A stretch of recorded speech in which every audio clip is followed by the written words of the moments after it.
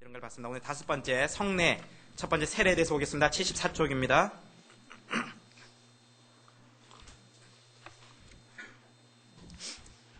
성례의 정의.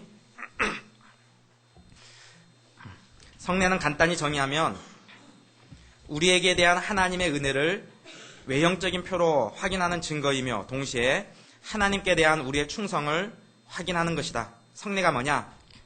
하나님의 은혜를 우리가 확인하는 거고 또 하나는 하나님에 대한 충성을 확인하는 거다. 성례는 거룩한 예식이라는 뜻이며 교회의 표지이다. 캐톨릭은 칠성례를 주장하나 개신교는 성경의 가르침을 따라 세례와 성만찬만을 성례로 본다. 세례와 성찬, 이 두 가지가 성례입니다. 캐톨릭에서 말하는 7가지 성례는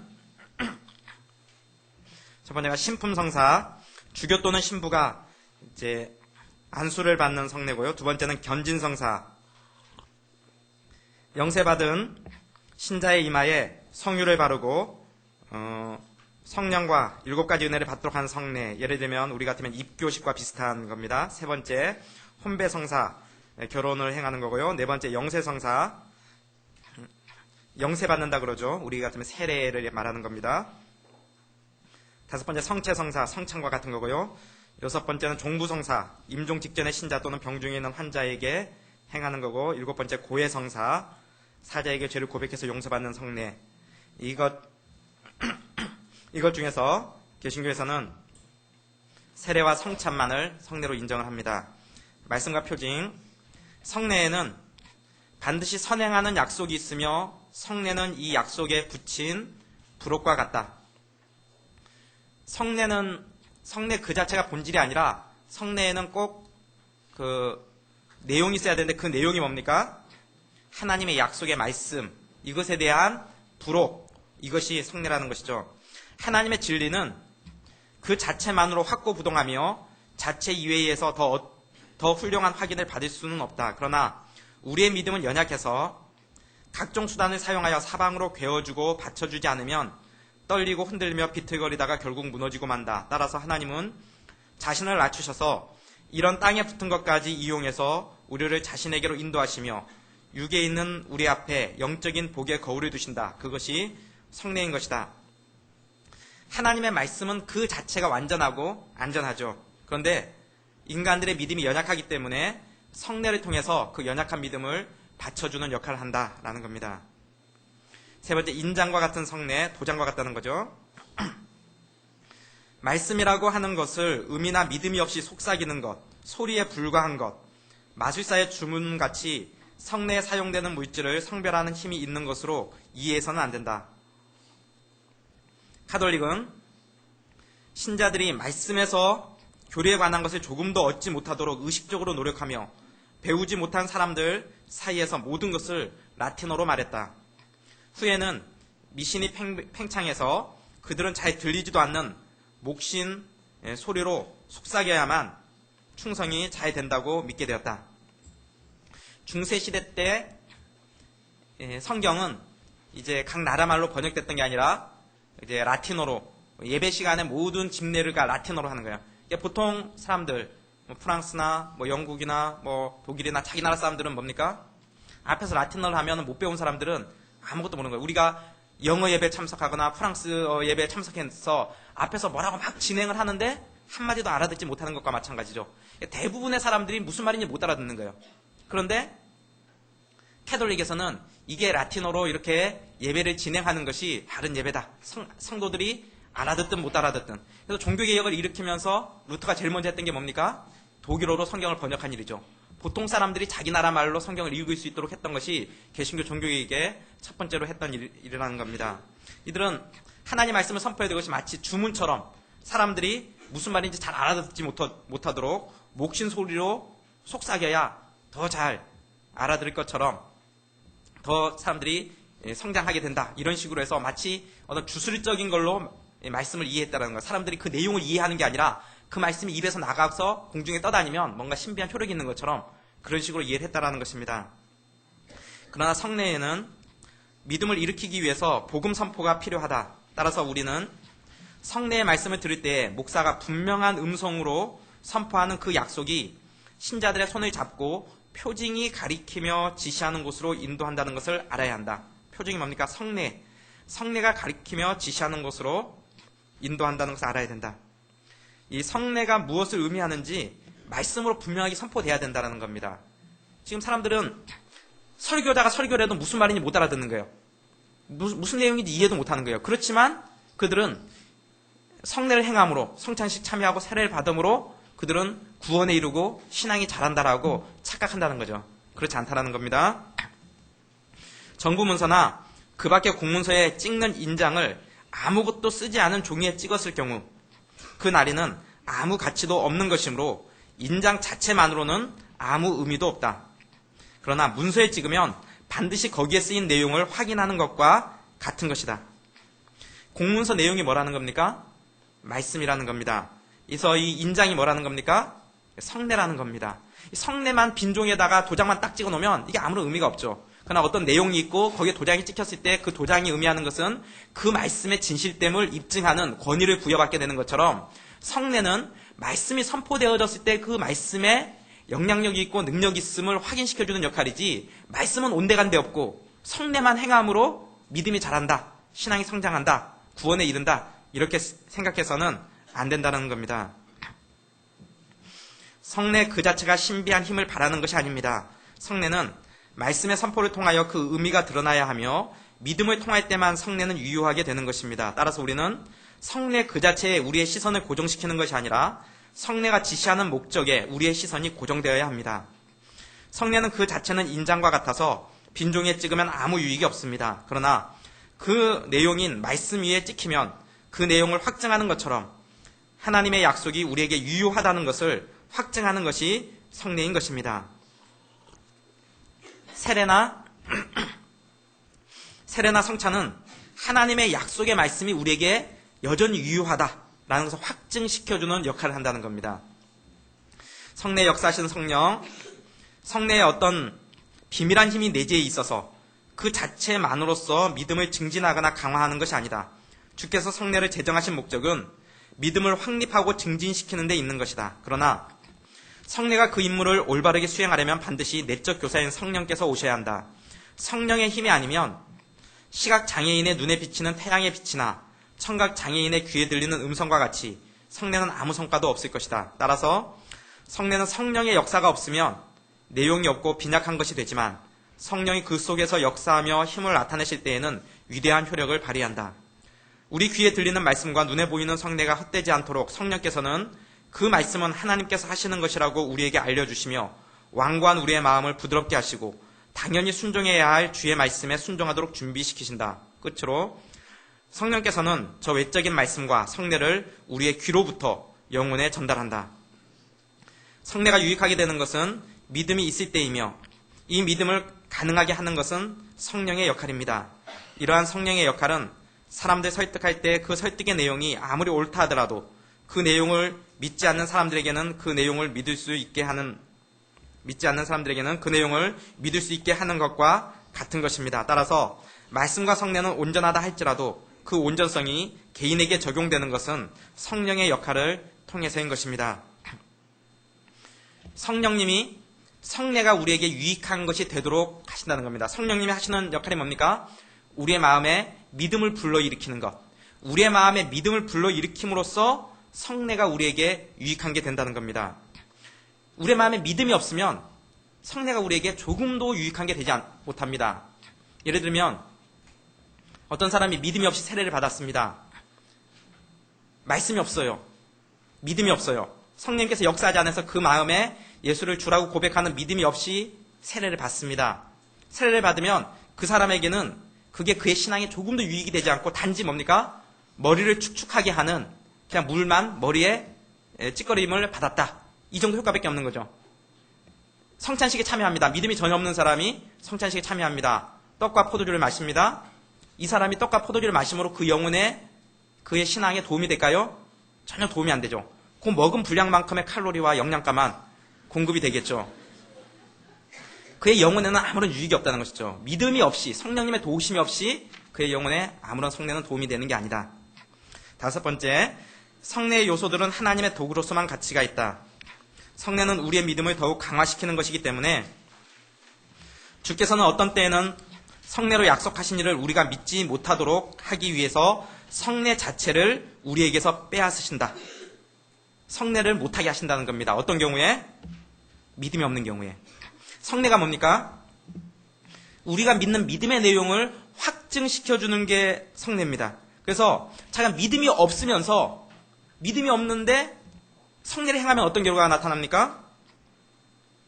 그 믿음의 결과가 자기에게 없는데 믿음의 결과가 있는 것처럼 착각하게 만든다는 거예요. 그러니까 무슨 말이냐면은 자기가 예수님을 주로 고백하는 신앙 고백이 없어요. 근데 세례 받았어요. 이 사람 구원 있을까요? 없을까요? 구원 없어요. 근데 세례 받은 것 때문에 자기는 구원 있다고 착각하는 거예요. 믿음이 없는 사람이 성찬식에 참여했어요. 떡과 잔을 먹었어요. 그게 그 사람에게 신앙적으로 유익이 있을까요? 아무런 효과가 없어요. 근데도 착각하는 거죠. 자기가 성찬식에 참여하니까 자기에게 여전히 구원이 유효하다라고 착각을 하는 거죠. 그래서 하나님께서 어떻게 한다고요? 그런 사람들은 성례를 빼앗아 간다는 거예요. 성례하지 말라는 거예요. 하나님의 약속의 말씀이 없고 믿음이 없는 사람들은 성례에 참여하지 않는 게 옳다는 거예요. 왜? 참여하면 그게 자기한테 손해예요. 착각하게 만드는. 그렇기 때문에 성찬식을 할 때 성경의 고린도전서 11장 28절에 뭐라고 얘기합니까? 사람이 자기를 살피고 그 후에야 이 떡을 먹고 이 잔을 마실지니. 자기의 뭘 살피라는 거예요? 자기에게 믿음 있는 걸 살피라는 거예요. 예수 그리스도가 나를 위한 대속의 죽음을 죽으셨음에 대한 그 믿음이 있느냐? 그게 있으면 먹으라는 거예요. 그게 없으면 먹지 말라는 거예요. 그게 없는데도 먹는 거예요. 그리고는 어떻게 착각하는 겁니까? 나에게 구원이 있다고 착각하는 거예요. 세례도 우리가 세례하기 전에 꼭 문답식을 해요. 그 문답식은 뭐냐 하면은 세례 교육을 받고 나서 이 사람의 신앙이 있는가, 공부한 내용에 대한 지식적인 질문을 하는 게 아니라 분명히 예수 그리스도를 당신의 주인으로 인정하십니까? 라는 그 사람 신앙 고백을 확인하는 문답을 해요. 그래 문답하는데 분명한 신앙 고백이 없는 사람은 그러면 6개월 후에 그때 다시 문답을 하고 그때 세례 받는 게 좋겠습니다 하고 세례를 주질 않고 연기시켜요. 근데 어떤 사람은 이게 자기가 세례 못 받는 것 때문에 섭섭해하는 경우가 있는데 섭섭할 필요가 없어요. 세례 받는 게 더 나쁜 거예요. 왜 그렇습니까? 자기는 신앙이 없는데 그냥 집에서 부모님이 받으라니까 그냥 세례 받은 거예요. 그리고 친구들이나 주위의 분위기가 다 받아야 될 것 같으니까 그냥 받는 거예요. 믿음 없이 받는 거예요. 믿음 없이 받고 나서 성찬식도 참여하는 거죠.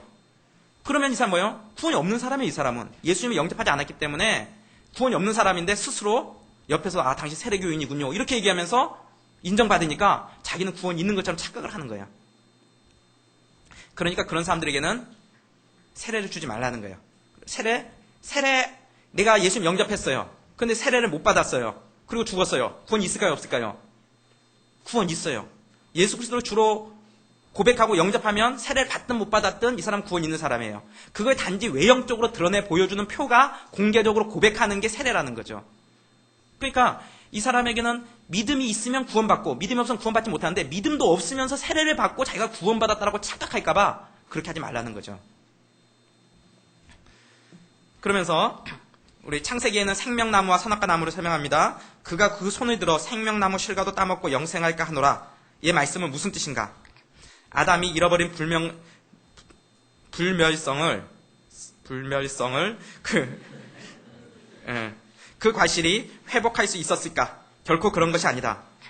이 말씀을 다른 말로 옮기면 나의 약속의 상징에 집착해서 헛된 확신을 즐기지 못하도록 불멸에 대한 소망을 그에게 줄 수 있는 것을 그에게서 빼앗으리라는 말이 될 것이다.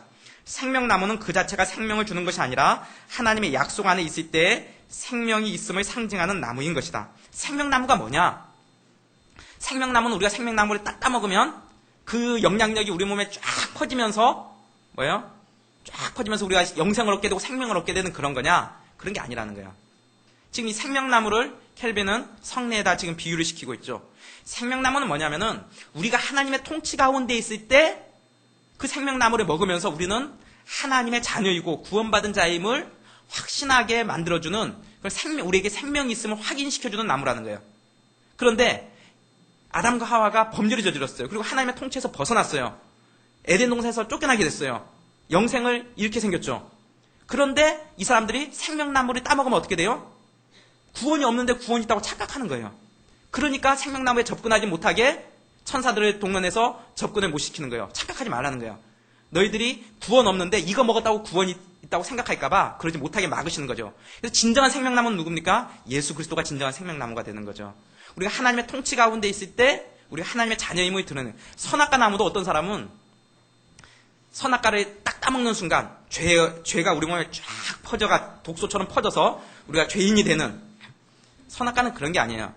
이 서양 사람들은 사과를 선악과로 생각하는 경향이 많고 동양 사람들은 천도복숭아를 선악과로 생각하는 경향이 많은데 뭐 어떤 것은 상관없어요. 그 내용이 어떤 것이든 맛이 어떤 것이든 그게 중요한 게 아니라 우리가 하나님이 금하신 그것을 따 먹으면 그게 악이고 따먹지 않고 그 말씀에 순종하면 선임을 보여주는 나무가 선악과 나무라는 거예요. 우리가 하나님께 순종하느냐 순종하지 않느냐를 결정짓는 그 나무, 그게 선악과 나무라는 거예요. 생명나무는 뭡니까? 그거 따먹으면 생명이 있고 따먹지 않으면 생명이 없습니까? 그게 아니고 우리가 하나님의 순종하에 있을 때 우리에게 생명이 있음을 확인시켜주는 나무가 생명나무라는 것이죠. 마찬가지로 하나님께서는 성례로서 믿음을 영적으로 자라게 하신다. 성례의 한 가지 기능은 하나님의 약속을 우리의 눈앞에 놓고 우리가 볼 수 있게 하는 것, 즉 우리에게 약속의 담보가 되는 것이다. 따라서 피조물은 하나님께서 그 풍성한 은혜를 우리에게 주시기 위해서 사용하시는 일꾼으로 생각해야지 피조물을 우리의 유익의 원인이라고 찬양하며 선포하는 것은 잘못이다. 그와 같이 우리는 성례 자체를 믿거나 하나님의 영광을 성례에 옮겨서는 안 된다. 우리의 믿음과 고백은 모든 것을 제쳐놓고 성례와 만물의 근원이신 분을 향해서 비약해야 한다. 성례는 도구이지 그 자체가 목적은 아닙니다. 성례의 목적은 그리스도를 향한 믿음의 견고함입니다.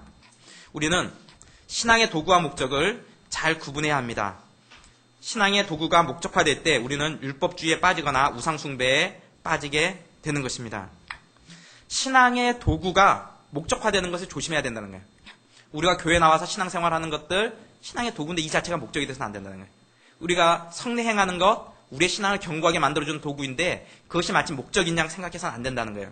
이런 가장 큰 실수를 범했던 사람들이 이스라엘 백성들이었어요. 이스라엘 백성들은 하나님의 임재의 상징이 뭐였습니까? 성막이었어요. 하나님의 임재의 상징은 성막. 성막 중에서도 지성소. 지성소 중에서도 법궤. 이게 하나님의 임재의 상징이었어요. 근데 그 법궤가 있고 지성소가 있고 성막이 있는 것은 하나님이 우리가 하나님의 통치함을 받을 때 하나님의 임재가 우리 가운데 있다는 것을 보여주는 상징적 의미가 있었어요. 그런데 이 사람들은 어떻게 착각을 했냐면은 우리가 하나님을 떠나도 우리가 우상 숭배를 해도 이 법궤만 우리 옆에 있으면 하나님은 우리 편이다. 하나님은 우리를 보호해 주실 것이다. 법궤에다 집중을 한 거예요. 하나님이 그걸 깨트리기 위해서 어떻게 합니까? 이 사람들이 이스라엘 백성들이 전쟁 나가서 깨지고 돌아오는 거예요. 블레셋 타고 전쟁에서 지고 돌아오는 거예요. 아, 우리가 왜 질까? 아, 하나님이 우리와 함께 하시지 않아서 하나님이 도와주시지 않으니까 내가 졌구나. 그러니까 하나님이 우리와 함께 하도록 우리가 다음번 전쟁할 때는 법궤를 들고 나가자. 그래 법궤를 들고 나간 거예요. 어떻게 됐을까요? 더 왕창 깨졌죠. 법궤 빼앗기죠. 이해가 안 되는 거예요. 이스라엘 백성이 이해가 안 되는 거예요. 하나님이 온 모든 신 중에서 가장 뛰어난 신인데 어떻게 다른 신한테 질 수가 있는가? 하나님이 우리와 함께 하시는데 우리가 어떻게 나가서 질 수가 있는가? 이해가 안 되는 거예요. 이 사람들은. 법궤를 뺏긴다는 건 이해가 안 되는 거예요. 하나님이 뭐 하는 겁니까? 법궤에 힘이 있는 것이 아니라 너희들이 하나님의 통치 가운데 있을 때 힘이 있다는 것을 승리가 보장된다는 것을 보여주기 위해서 일부러 법궤를 뺏기게 만드는 거예요. 그러나 법궤는 뭡니까? 하나님께서 친히 찾아오시죠. 막 병을 주고 사람들 쓰러지게 만들어서 법궤가 알아서 돌아오게 하나님께서 하시는 거예요. 이스라엘 백성들이 가르치고자 했던 것은 이스라엘 백성들이 하나님의 통치를 벗어나서도 법궤가 있기 때문에 우리는 구원받은 백성이다, 우리는 승리할 것이다 라고 착각하지 않게 만들어주는 게 하나님의 교육이었다는 것이죠. 우리에게도 똑같이 적용됩니다. 여러분, 하나님이 우리에게 도구와 수단을 주신 것들은 뭡니까? 대표적인 게 이 신앙생활의 공동체고 그리고 성만찬, 세례 같은 거죠. 세례 받았다고 구원이 있습니까? 착각해서는 안 된다는 거예요. 그렇죠? 우리 부모님이 신앙이 있어서 내가 유아세례 받았다고 내가 구원 있다고 착각하지 말라는 거예요. 성찬식 때 꼬박꼬박 앉아서 포도주와 잔을 받아 먹는다고 구원 있다고 착각하지 말라는 거예요. 하나님 다 뺏어간다는 거예요. 법궤 뺏어가듯이. 내가 교회 나간다. 일주일에 꼬박꼬박 교회 나간다. 샘물교회 나간다. 그리고 청년회 나간다. 이게 우리의 구원에 보증해 주는 겁니까? 그렇지 않다는 거예요. 정신 차리라는 거예요. 네가 분명히 예수 그리스도에 대한 신앙 고백이 있느냐? 하나님의 통치함 가운데 살고 있느냐? 하나님은 우리의 예배를 받으실 때 샘불교회 청년의 예배 뭉뚱그려서 한꺼번에 받는 게 아니라 우리 각자 한 사람 한 사람의 예배를 하나님께서 받으신다는 거예요. 우리 중에 누구의 예배를 오늘은 받으셨지만 아무개의 예배는 안 받으실 수도 있다는 거예요. 착각하지 않고 정신 차리라는 거예요. 우리가 샘물교회에 나온다는 것, 하나님을 만날 수 있는 너무도 유리하고 좋은 환경 가운데 처하게 되는 거죠. 이런 좋은 환경 속에서도 하나님 만나지 못하면 어디 가서 하나님 만나겠어요? 절에 가서 만나겠어요? 이렇게 좋은 환경 속에서 하나님 만나야 돼요. 하나님 만나지 않고 여기 와서 내가 이 공동체에 속해 있다는 것만으로 내가 구원받은 사람이다. 하나님이 나와 함께 하신다. 착각하지 말라는 거예요. 하나님이 일부러 하나님 함께 하시지 않는다는 거 보여줘요. 벗게 빼앗기게 만듦으로써. 정신 차리라는 거죠. 성례의 진정한 임무. 성례는 믿음으로 받지 않으면 아무것도 아니다. 포도주나 기름이나 다른 액체들은 그것을 받을 그릇의 뚜껑이 열려있지 않으면 아무리 많이 부어도 흘러 없어질 뿐이다. 그릇 밖에는 온통 묻을지언정 그릇 속은 텅 빌 것이다. 따라서 성례 그 자체가 모든 사람에게 무분별한 은혜를 가져오는 것이 아니라 성령을 통해서만 열매를 맺는 것이다. 따라서 우리는 성례는 하나님의 영의 능력의 임재에 의하여 하나님께서 친히 임재하신다고 보아야 한다. 믿음 없이 세례를 받거나 믿음 없이 성찬에 참여해서는 안 된다. 예수 그리스도가 우리의 믿음의 핵심이 뭡니까? 우리의 믿음의 가장 중요한 핵심은 예수 그리스도의 죽음과 부활이 나를 위한 것인가? 예수님이 나를 위해서 대속의 죽음을 죽었고 예수님이 부활의 첫 열매가 되신 것처럼 나도 부활할 것을 믿느냐? 이 믿음이 있으면 그 사람은 세례 받아도 돼요. 그리고 성찬식에 참여해도 돼요. 그러나 이 믿음이 없으면 세례 받으면 안 된다는 거예요. 이 성례 두 가지 중에 오늘은 우리가 세례를 보고 다음 시간은 우리 성찬을 볼 거예요. 세례 한번 봅시다. 세례의 의미. 믿고 세례를 받는 사람은 구원을 얻을 것이요. 그냥 세례 받는 사람이 아니라 믿고 세례 받는 사람이에요. 우리가 그리스도에게 접붙임을 받아 하나님의 한 자녀로 인정되기 위해서 교회라는 공동체에 가입되는 입문의 표징을 세례라고 한다. 세례의 목적은 첫째, 하나님 앞에서 우리의 믿음에 도움이 되고 둘째, 사람들 앞에서 우리의 고백에 도움이 되게 하려는 것이다. 즉 세례는 우리의 모든 죄가 도말되고 용서되어 하나님 앞에 나타나거나 회상되거나 그 때문에 우리를 고발하는 일이 결코 없으리라는 것을 우리에게 확인하는 인을 친 문서와 같다. 하나님께서 도장 딱 찍어주는 거예요. 세례 받는 게. 뭐예요? 하나님께서 우리의 모든 죄를 용서해 주셨다라는 것을 확인시켜주는. 세례가 뭡니까? 세례의 원래 의미는 침례죠. 침례. 침례는 물속에 푹 담겼다가 나오는 거예요. 그것을 간소화하고 약식화시킨 게 세례죠. 물속에 빠졌다가 나오는 것은 내가 죽고 산다는 거예요. 물은 죄 씻음을 의미하는 거예요. 예수 그리스도의 보혈로 우리의 죄 씻음을 상징하는 거예요.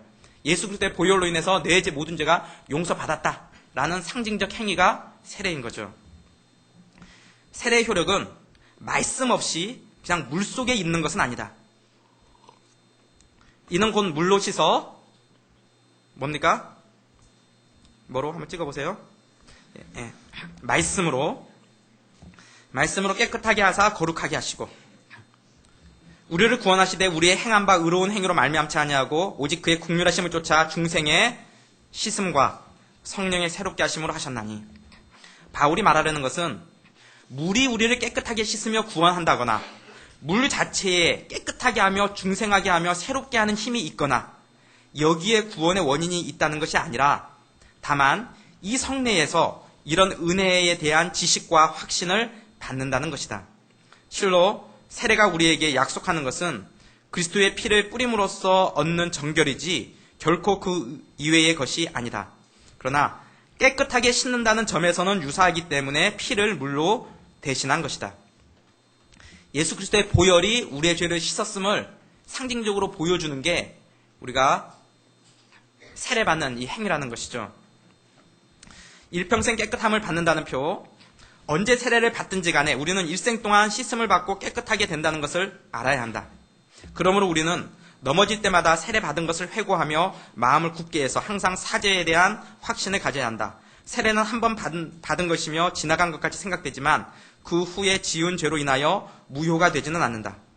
예수님 우리가 한 번 영접하면 그 다음 영접해야 될까요? 예수님 영접하고 나서 죄 짓으면 어떻게 하면 됩니까?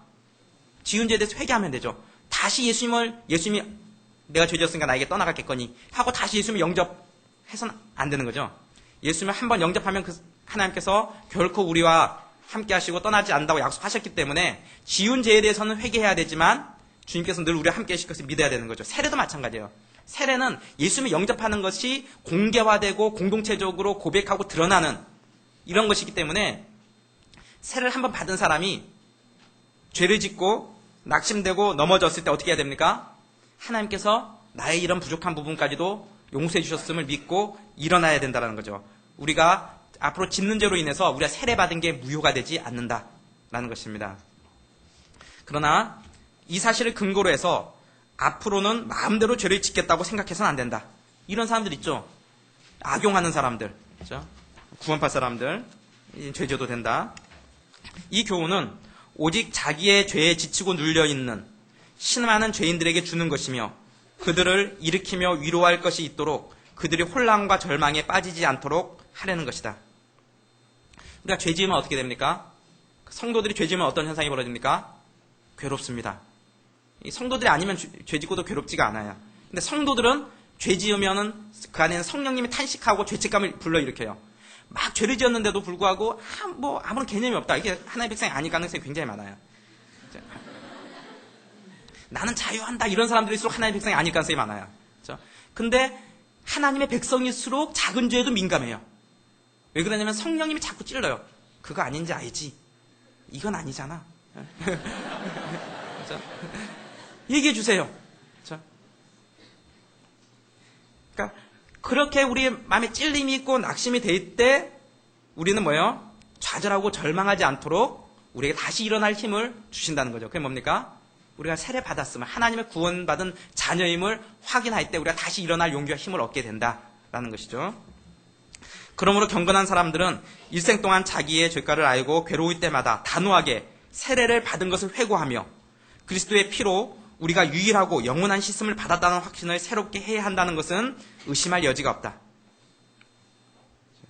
그러나 죄를 지어도 벌을 받지 않을 것이라는 생각으로 죄를 지을 기회와 방종을 추구하는 자들은 하나님의 진노와 심판을 격발시킬 뿐이다. 악용하는 자에게는 심판이 있다는 거죠. 그래서 세례가 우리에게 주는 유익은 뭐예요?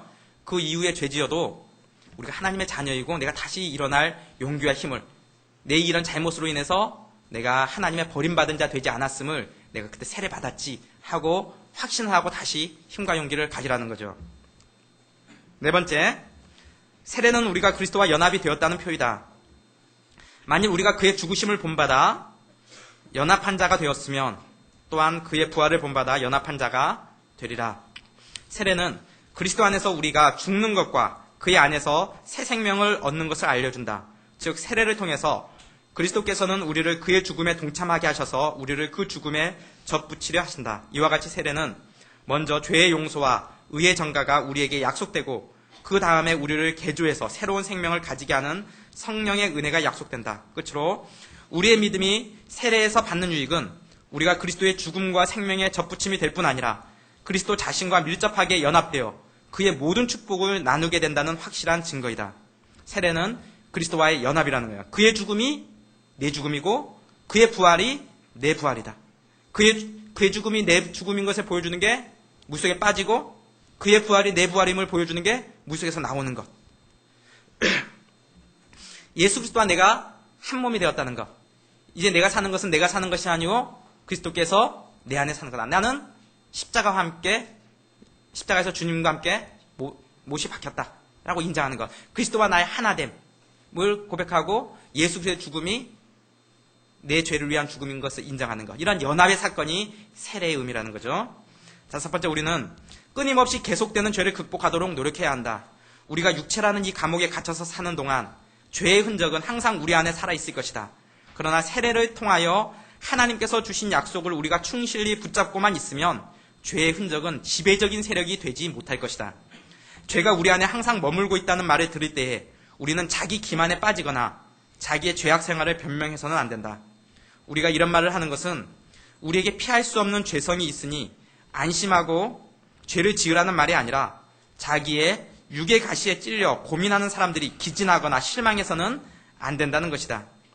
그런 사람들은 오히려 아직 전진하는 중에 있음을 생각하여 매일 정욕이 조금이라도 약해지면 그것을 훌륭하게 전진한 것으로 믿어야 하며 목적지에 도달할 때까지 곧 이 세상에서의 생명이 끝나는 순간인 육신의 죽음이 이를 때까지 계속해야 한다. 오랫동안 노력을 했는데도 아직 적지 않은 곤란이 남아 있다는 사실은 노력을 더욱 강화해야겠다라는 분발심을 일으키게 되어야 한다. 내가 예수님을 영접했어요. 그리고 나서 죄를 졌어요. 그리고 나서 너무너무 고통스러워서 절망해버려. 하나님, 내가 이제 하나님 앞에서 죄 안 짓겠다고 약속하고 세례까지 받았는데 내가 이렇게 죄를 지으니까 어떻게 합니까? 그래서 자포자기 해버리고 절망해버리고 낙심해버리고 그렇게 하지 말라는 거죠. 다시금 일어날 힘을 얻으라는 거예요. 뭐예요? 세례 받은 거 기억하면서 다시 일어날 용기를 가지라는 거죠. 그리고 옛날에는 내가 죄를 이만큼 졌는데 요즘은 죄를 요만큼만 지니까 내가 이만큼 발전했다라는 것을 위안을 갖고 평생 동안 더 발전해 가도록 노력해라는 거예요. 언제까지? 죽을 때까지. 우리가 죽을 때까지 죄와의 싸움에서 우리가 완전히 승리할 수는 없어요. 그러나 우리가 끊임없이 영원한 영화에 이르기까지 죄와의 싸움에서 승리해 나가도록 노력해 나가라는 것이죠. 자포자기하고 절망하고 하나님의 버린 자식처럼 자기를 포기하지 말라는 거예요. 우리가 세례를 받은 목적은 우리의 육을 죽이는 것임을 믿어야 한다. 이 죽이는 일은 우리의 세례와 동시에 시작해서 우리가 매일 추구해야 하며 우리가 이 세상을 떠나 주에게로 옮겨갈 때에 완성될 것이다. 세례는 우리의 육을 죽이는 일의 시작이 됩니다. 그리스도인이 되기 이전에는 우리는 죄를 안 지을 수 없는 상태에 있었습니다. 그러나 세례받은 이후에는 죄를 안 지을 수 있는 출발선상에 선 것입니다. 비유로 들자면 그리스도인이 되기 이전에는 죄와의 싸움에서 이미 패배한 자인 것입니다. 그러나 그리스도인이 되었을 때 우리는 죄와의 싸움에서 엎치락뒤치락하는 상태가 되었습니다. 그러나 죄와의 싸움에서 최후 승리는 이미 보장받은 상태가 된 것입니다. 우리는 결국에는 영화에 이르게 돼요. 결국에는 완성에 이르게 되죠. 그러나 생명이 있는 동안에는 죄와의 싸움에서 끊임없이 우리가 넘어지기도 하고 다시 일어나기도 하고 예수님을 영접하지 않으면 어떻게 돼요? 100점 100패예요. 예수님의 도우심 없이 자기 힘으로 죄에서 싸워서 이길 수 있는 사람은 한 사람도 없어요. 나는 신앙이 없어. 그런데 그 사람이 죄와의 싸움에 승리할 수 있는 출발 선상에 서지를 못하죠. 그러나 그리스도인이 됨으로써 우리는 하나님의 자녀로서 죄와의 싸움에서 승리할 수 있는 출발 선상에 서죠. 완전한 승리는 보장된 거죠. 세례는 고백의 표이다. 세례는 사람들 앞에서의 우리의 고백이 된다.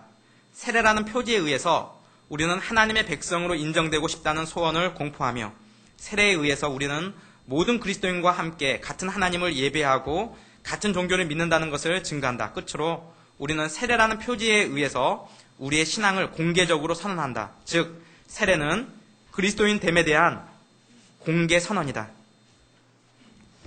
세례는 뭐예요? 그리스도인 됨에 대한 공개 선언이야. 공동체 앞에서 나는 그리스도인입니다 라고 선언하는 거야. 표징과 실상, 세례는 우리의 믿음을 일으키고 자라게 하며 강화하기 위해서 주시는 것이므로 제정하신 분의 손에서 직접 받는 것 같이 받아야 한다. 이 표징을 통해서 말하시는 이는 주님이시라는 것을 우리는 확실하고 증명이 된 일로 생각해야 된다. 세례받을 때 내가 누구한테 세례받는다 생각해야 된다고요? 하나님에게 세례받는다 생각해야 된다는 거야. 박은조 목사님이 세례를 주는구나, 배 목사님이 세례를 주는구나 이렇게 생각하면 안 되고 하나님이 나에게 직접 세례 주고 있구나 라고 생각해야 된다는 거죠. 성례를 통해 우리는 물질에서 영적인 것을 마치 눈앞에 있는 듯이 보아야 한다. 주께서는 우리의 눈에 단순한 외형만을 보이게 하시는 것이 아니라 우리를 임재하는 실제로 인도하시며 외형이 상징하는 것을 효과적으로 실행하신다. 세례는 뭡니까? 세례는 영적인 것을 눈앞에 보이는 것처럼 드러내 보여준다는 거예요. 세례 받는 그 일이 뭐예요? 눈으로 보이는 일이지만 이것은 실제 뭡니까? 하나님의 자녀되는 그 영적인 일. 눈에 보이지 않잖아요. 우리가 하나님의 자녀되는 게 눈으로 보입니까? 안 보이죠. 그런 엄청난 하늘 천국 잔치가 벌어지고 우리 하나님의 자녀가 되는 그런 일을, 그런 영적인 일을 눈에 보이는 형태로, 물질적인 것으로 가시적으로 보여주는 형태로 하는 것이 세례다라는 것이죠. 세례는 집례하는 사람의 공로에 달린 것이 아니다. 여러분, 가끔씩 상담하다 보면 이런 사람들이 있어요. 세례 교육받을 사람 신청하라고 그러면 찾아와서 자기가 전에 시골 교회에 있을 때 세례 받았다는 거야. 세례 받았는데 그 목사님이 사고를 쳤다는 거예요. 그리고 문제 일으켜서 지금 목사를 안 한다는 거예요. 그리고 또 어떤 케이스는 자기가 세례를 받았는데 그 교회 목사님 그분밖에 없어서 받았는데 자기 그 목사님 너무너무 싫다는 거예요. 근데 박 목사님 너무 존경스럽다는 거예요. 박 목사님한테 세례 다시 받고 싶다는 거예요. 세례 준 사람이 도덕적으로 문제가 있거나 아니면 신앙적으로 문제가 있거나 아니면 목사직을 그만두거나 이런 문제가 발견되었을 때 아니면 내가 정말 존경하지 않는 사람 정말 받기 싫은데 선택권이 없어서 그분에게 받을 수밖에 없었던 이런 경우에 다시 세례를 받아야 되느냐? 자기가 정말 존경하는 분에게 세례를 받아야 됩니까? 어떻게 해야 됩니까? 예, 보겠습니다. 성례는 집례하는 사람을 보고 판단할 것이 아니라 하나님의 손에서 받는 것 같이 생각해야 한다. 성례를 집례하는 사람의 가치는 성례에 아무것도 가감하지 못한다. 편지가 전해질 때 필적과 서명만 충분히 인정되면 전한 사람이 누구이든 또는 어떤 종류의 인간이든 그것은 문제가 되지 않는다. 그와 같이 성례에서도 전하는 사람이 누구든지 간에 우리 주의 필적과 인을 인정할 수만 있다면 우리는 충분하다고 생각해야 한다. 목사는 뭐라는 겁니까? 우체부 역할이라는 겁니다. 이 필적과 인이 뭡니까? 삼위 하나님의 이름으로 세례를 받는 거예요. 성부와 성자와 성령의 이름으로 세례를 주느냐? 그렇죠? 아무개관에서 내가 안상홍의 이름으로 세례를 주노라. 문선명의 이름으로 세례를 주노라. 이만희의 이름으로 세례를 주노라. 그렇죠? 그렇게 하면 이건 세례가 아니에요. 그러나 삼위 하나님의 이름으로 세례를 주면 그 세례를 주는 사람의 도덕성이나 인격이나 이런 것들이 그 세례에 아무것도 가감하지 못한다는 거예요. 아주 훌륭한 목사님이 세례를 줬기 때문에 자기가 세례가 좀 더 영향력을 발휘한다. 이게 아니라는 거예요. 그래서 어떤 사람들은 세례를 받을 때 저는 담임 목사한테 세례 받고 싶어요. 부목사 세례 받는 거 안 받아요. 다음번에 담임 목사 날짜 스케줄을 맞춰주세요. 그게 아무런 가감이 없어요. 왜? 우체부예요, 우체부. 아주 인품이 훌륭한 우체부가 편지를 전달해줬다고 해서 또 도덕적으로 좀 떨어지는 우체부가 와서 편지를 전달해줬다고 해서 달라집니까? 필적과 인만 분명하다면 누가 어떤 우체부가 전달해줬느냐는 문제가 되지 않는다는 거예요. 우리는 어떻게 생각해야 된다고요? 우체부가 누구냐 생각할 게 아니라 그 편지를 보낸 사람이 누구냐를 봐야 되는 거죠. 하나님에게서 세례를 받는다는 거리는. 나에게 세례를 준 사람이 좀 부족하거나 그렇다 할지라도 하나님에게서 온 세례라면은 나는 뭐예요? 그 필적과 인으로 인해서 세례 받은 게 분명하다는 거죠. 부목사에게 세례 안 받고 담임 목사에게 세례 받겠다고 생각하는 사람은 간혹 만날 수가 있습니다. 누구에게 세례 받느냐를 중요하게 생각하는 사람들에게 우리는 무엇이라고 말해줄 수 있을까요? 삼위 하나님의 이름으로 세례를 받았다면 우체부의 인격이나 도덕성이나 이런 것들은 전혀 문제가 되지 않는다. 나에게 세례 준 목사님이 사고 쳐갖고 지금 감옥에 가 있다 할지라도 내 세례는 여전히 유효하다. 나에게 편지를 전달해 준 그 사람이 문제가 있다 할지라도 그 편지를 보내신 분이 분명하다면, 필적과 인이 분명하다면 그 내용은 나에게 여전히 유효한 것과 마찬가지다. 9번째, 회개가 늦어도 세례는 유효하다. 가끔 또 이런 경우도 있어요. 보면 목사님, 저 이번에 세례 받을래요. 세례 안 받았냐 하면 세례 받았대요. 그럼 왜 또 받으려고 하냐면 자기 군대에서 받았대요. 군대에서 세례 7번 받았대요. 그 초코파이 그놈의 정 때문에. 근데 자기가 신앙이 없을 때 받았다는 거예요. 군대에서 자기는 세례 받을 때 이게 초코파이 먹으러 받았지. 그런데 제대하고 신앙이 생긴 거예요, 이제는. 옛날에는 아무 생각 없이 세례를 받은 거예요. 세례를 받았는데 그때는 믿음도 없고 세례가 뭔지도 모르고 그냥 초코파이 준다니까 간 거예요. 그리고 세례 한 번만 받아도 되는데 7번씩이나 받은 거예요. 어떤 게 유효한지 모르겠지만 아무튼 받았어요. 근데 나중에 신앙이 생긴 거예요. 신앙이 생겨서 보니까 자기가 잘못됐다는 걸 깨달은 거죠. 아, 이거 그때는 아니었는데, 이건 아니었는데. 그러니까 어떻게 돼요? 이제 믿음이 생겼으니까 나는 이제 진짜 세례 받을 때가 됐다 라는 생각이 든 거예요. 그래서 저 세례 받을래요 하고 나타났어요. 어떻게 해야 될까요? 보겠습니다. 세례를 받았으나 회개하지 않고 믿음이 없는 경우라면 그 세례는 무효가 되는가? 믿음이 없을 때 세례 받은 게 무효냐? 그렇지 않다. 믿음이 없을 때에는 세례가 우리에게 유익을 주지 못했다는 것을 인정한다. 왜냐하면 우리는 세례에서 받은 약속을 무시했고 약속이 없으면 세례는 아무것도 아니기 때문이다. 그러나 약속 자체는 사라지지 않았다. 그동안 불신으로 인해 이 약속이 묻혀 있었다고 할지라도 이제 믿음으로 받아들이면 그 약속은 여전히 유효한 것이다. 믿음이 없을 때에 세례를 받았다고 하더라도 그 세례는 유효합니다. 이제 믿음으로 그 세례를 통해 받은 약속의 유효성을 누리면 되는 것입니다. 자기가 신앙이 없을 때 세례를 받았어요. 세례가 그 사람에게 유익할까요? 무익할까요? 무익해요. 왜? 하나님의 약속이 없었잖아요. 믿음이 없었잖아요. 믿음이 없을 때 받았기 때문에 세례는 받았지만 그 세례가 그 사람에게 단 1%도 도움이 되지 않아요. 그의 신앙에 아무런 유익도 없어요. 그냥 물만 머리에 몇 번 찌끄린 거 말고는 그냥 아무것도 없는 거예요. 세례는 받았지만 그 세례의 유익은 아무것도 없어요. 그렇지만 이 사람이 나중에 신앙이 생겼어요. 예수님을 영접했어요. 그러면 예수님을 믿음이 생기는 그때부터 이전에 받은 그 세례가 이 사람에게 유익을 바라기 시작한다는 거예요. 유효하기 시작한다는 거예요. 믿음이 없을 때는 세례를 받았지만 그 세례가 자기에게 의미가 없지만 제일 좋은 것은 뭐예요? 믿음이 생기고 그 믿음의 고백 위에 세례받는 게 가장 좋은 거죠. 그러니까 순서가 바뀌어버린 거죠. 세례는 먼저 받았다. 그러나 아무런 유익이 없다가 믿음이 생기면 그 믿음으로 인해서 세례가 그에게 유효하게 되는 거예요. 그러니까 어떤 사람이 군에서 세례받거나 자기가 전혀 신앙이 없을 때 세례를 받았어요. 그렇지만 자기 믿음이 없어요. 근데 지금은 분명히 자기한테 신앙 고백이 있어요. 그럼 어떻게 생각해야 돼요? 이전에 받은 그 세례가 나에게 유효하다, 유익하다라고 인정을 하는 거죠. 우리 교회 같은 경우는 이럽니다. 그러니까 밑에 자신이 믿음이 없을 때 세례를 받았으나 이제 진짜 예수님을 믿게 되었으니 다시 세례 받겠다고 하는 사람에게 무엇이라고 말해줄 수 있을까요? 저희 교회 같은 경우는 이전에 군에서 세례받거나 심지어 캐톨릭에서 영세받은 것까지도 인정을 해줘요. 캐톨릭에서 영세받아도 삼위 하나님의 이름으로 세례를 줬기 때문에 그것을 인정해줘서 여기 왔을 때 세례를 다시 받지 않고 개종을 하게 해요. 자기 신앙 고백을 새롭게 고백함으로써 이전에 받은 게 유효하지 않다가 이제 유효하게 되는 거죠. 개종을 함으로써. 자기가 군에 있을 때나 믿음이 없을 때 세례 받았던 사람 전혀 유익하지 않다가 믿음이 생기면 이게 유효하게 돼요. 그래서 이런 사람들은 세례 안 받아도 괜찮아요. 그런데 본인이 이런 내용을 잘 알지 못해서 끝까지 자기 마음에 너무너무 부담이 되는 거예요. 자기가 믿음이 없을 때 세례 받은 것 때문에 계속 부담이 있고 나는 꼭 세례를 받아야 되겠다. 자기 신앙의 유익을 위해서 꼭 세례를 받아야 되겠다라고 간곡히 청원을 하면 세례를 주기도 해요.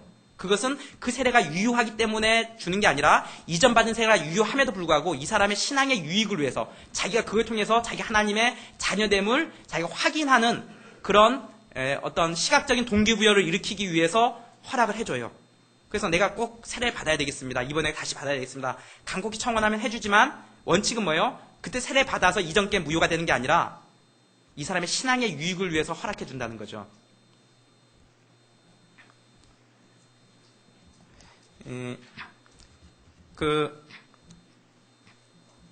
일반적으로 장로교에서는 세례를 받을 때 몇 가지 절차들이 있습니다. 처음에 먼저 이제 학습을 받게 하고 그 다음 세례를 받게 합니다. 이제 학습은 뭐냐면은 그냥 어떤 사람이나 그냥 와서 내가 예수 믿으니까 세례 주십시오 라고 하면은 이 사람은 세례 받을 자격이 돼요. 지식적으로 아는 게 없더라도 예수님을 구주로 받아들이면 세례 받을 자격이 되죠. 그럼에도 불구하고 공동체의 유익을 위해서 교육을 받게 해요. 그래서 학습식을 먼저 하고 세례식을 늦게 하는데 학습을 받으려면 어떻게 하냐면 학습 교육을 받아요. 1년에 보통 우리가 봄, 가을에 세례 학습 교육들이 있는데 학습 교육을 몇 주간에 아마 8주간 정도, 9주간 정도에 걸쳐서 학습 교육을 받아요. 그리고 토요일 날 오후 시간에 학습 문답을 해요. 이 사람이 이제 학습을 받을 만한 사람인가 문답을 하죠. 문답하고 나서 주일날 예배 시간에 학습식을 해요. 학습식은 자기가 서약하면서 이루어지죠. 그리고 나서 한 6개월쯤 지나면 다음번 교육받을 때 세례를 신청하면 세례 교육을 받아요. 그리고 나서 세례 문답을 하고 세례식을 하게 되죠. 학습은 자기가 분명한 구원의 확신이 없어도 학습 받을 수 있어요. 왜냐하면은 그것은 그리스도의 도리를, 교회의 도리를 신앙적으로 배우는 거예요. 그래서 내가 아직도 예수님이 누군지 구원자인지 확신이 없는데 학습을 받아도 될까요? 괜찮아요. 학습은 내가 주님을 잘 모르지만 신앙생활 하고 싶습니다라는 각오 정도예요. 그리고 학습 교육을 하면서 배워나가는 거예요. 그리고 학습을 줄 수 있어요. 그런데 세례를 받는 건 좀 달라요. 세례는 자기가 예수 그리스도에 대한 분명한 신앙 고백이 없으면 세례를 받지 않는 게 돼요. 세례 교육까지 받고 그리고 문답을 하고서라도 자기가 세례 아직까지 분명한 이제 확신이 없습니다 라고 생각되면 이제 세례를 받지 않는 게 좋죠. 왜냐하면 세례는 공적으로 나는 하나님의 자녀입니다라고 드러내는 건데 나는 구원받은 자입니다. 근데 구원도 안 받았는데 구원받았다고 드러내버리면 자기 신앙이 유익이 되기보다는 손해되는 경우가 많기 때문에 그런 경우는 늦춰서 세례를 받게 하는 게 낫죠. 그러나 먼저 세례를 받았다면 믿음이 없을 때는 그게 아무런 유익을 바라지 않다가 믿음이 생기면 이전에 세례 받은 게 유효하게 되는 거죠. 유아 세례 같은 건 우리 다음 주에 배우겠지만 유아 3살 믿음의 부모 밑에서 3살 이내에 있는 어린이에게 유아 세례를 줘요. 유아 세례를 주는 것은 걔가 믿음이 있어서 주는 게 아니라 부모의 신앙 때문에 주는 거예요. 부모의 신앙 고백. 나는 이 자녀를 이렇게 키우겠습니다. 얘가 커서 자기의 신앙으로 고백할 나이가 되면 자기가 신앙으로 고백하면 뭐가 되는 거예요? 입교가 되는 거죠. 그래서 입교가 되면 이전에 이전에 받았던 유아 세례가 이 사람의 유아 세례로 유효하기 때문에 세례를 다시 주진 않아요. 자기 신앙 고백을 받아들이는 거죠. 그래서 이전의 세례가 자기의 유효함이 드러나게 되는 거죠. 그러면 성찬은 어떤 사람이 해야 될까요? 성찬식은 학습받은 사람은 성찬식에 참여하지 않아요. 세례 받은 사람이 성찬식에 참여하는 거예요. 유아 세례 받은 사람이 성찬식에 참여하지 않아요. 입교한 사람이 성찬식에 참여하는 거예요. 내 신앙으로 성찬식이 뭐예요? 이것이 나를 위한 대속의 죽음입니다. 예수님이 나를 위해서 피 흘리신 죽음인 것을 내가 믿습니다라는 그 고백이 있는 사람이 성찬식을 하는 거기 때문에 입교하고 세례 받은 사람들, 그 중에서도 신앙 고백이 없는 사람들은 받지 않는 게 좋아요. 그렇게 진행들이 되죠. 이번에 우리가 생명의 삶을 했는데 생명의 삶 수료한 사람들 대상으로 학습 세례식이 있어요. 12월 24일 날 있고 그 전주에 12월 16일 날 토요일 날 한 4시 반쯤에 문답식이 있어요. 그 교육받는 건 학습 세례 교육받는 것은 생명의 삶으로 대치가 되는 거예요. 그걸 받았기 때문에 수료한 사람들은. 그래서 내가 이번에 학습 받기 원한다. 또 세례 받기 원한다. 학습 안 받은 사람은 이번에 학습은 받았지만 아직 세례 안 받은 사람들은 세례 받기 원한다라고 신청을 조장이나 교사들에게 신청을 해주시면 따로 연락이 와서 문답을 하고 세례식을 거행하게 돼요. 세례를 신청한 사람 중에 예수 그리스도의 죽음이 나를 위한 대속의 죽음이 안 믿어진다라는 사람들은 이번에 굳이 세례 신청할 필요가 없어요. 그러나 그게 믿어지는 사람들은 신청하면 되죠. 학습도 내가 예수님에 대해서 더 알기를 원합니다 라고 한 사람들은 학습을 신청할 수가 있죠. 정리합니다. 성례는 하나님의 말씀을 확증시키는 거다. 그래서 말씀이 없이 믿음이 없이 성례는 아무 유익이 없다. 세례는 죄 씻음, 그리스도와의 연합, 그리스도인 됨에 대한 공개 선언을 하는 것이다. 세례는 삼위 하나님의 이름으로 행해지면 집례하는 사람의 공로와는 상관이 없다. 또 믿음 없이 받은 세례는 우리에게 아무 유익이 없다가 믿음이 생긴 후에 그 세례가 효력을 발휘하게 된다. 기도하겠습니다. 하나님 아버지, 우리가 오늘 성례와 세례에 대해서 같이 공부했는데 하나님 예수 그리스도의 주되심과 예수 그리스도의 죽음이 나를 위한 대속의 죽음임을 우리 모두가 믿고 또 공개적으로 또 고백하는 그런 은총들이 우리 공동체에 많이 나타나게 하여 주시옵소서. 감사드리며 예수님의 이름으로 기도합니다. 아멘.